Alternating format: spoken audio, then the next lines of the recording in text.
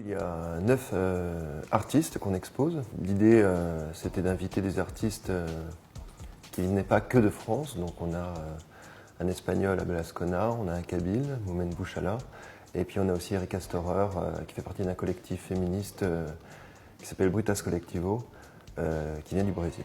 Pour le vernissage, on était assez content cette fois-ci que le public n'était pas réduit seulement aux personnes habituées au vernissage ou aux événements artistiques et culturels.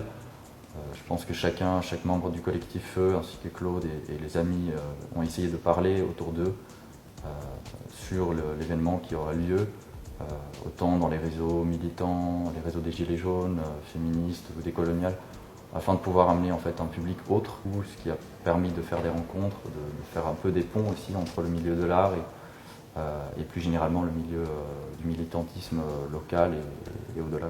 L'expo qu'on a montée avec Mathieu s'appelle Poison. C'est, je crois, de parler de choses qui nous sont nocives, notamment une espèce d'oppression constante, de capitalisme ambiant qui nous empoisonne, qui empoisonne nos vies, on va dire, qui interdisent aussi toute autre démarche sociale, culturelle ou autre. Et Poison, on a aussi voulu l'articuler comme une réponse qu'on peut donner, c'est-à-dire ne les laissons plus être notre poison, mais soyons leur poison. Parce que c'était quelque chose qui était important, c'est de la même façon qu'on invite des artistes qui viennent pas que de France, on a aussi essayé d'inviter des artistes. On invite autant des artistes très très confirmés, là je pense à Abel Ascona, comme on invite aussi des artistes qui sont encore en école d'art. Et réussir à faire communiquer tout ce monde-là, c'était aussi très important, c'est-à-dire de casser les frontières autant géographiques que des barrières sociales. Comment est-ce que d'un seul coup on peut tous se retrouver dans la même rue, dans la même galerie, dans la même manifestation. Par exemple, on a écrit un texte qui peut se rapprocher d'un manifeste pour parler d'exposition.